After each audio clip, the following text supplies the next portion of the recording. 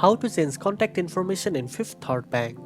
First of all, open your web browser and go to the official Fifth Third Bank website at 53.com. Log into your account using your user ID and password. Next, navigate to the settings section in your online banking dashboard. This is usually found in the menu. Then, go to the Profile tab.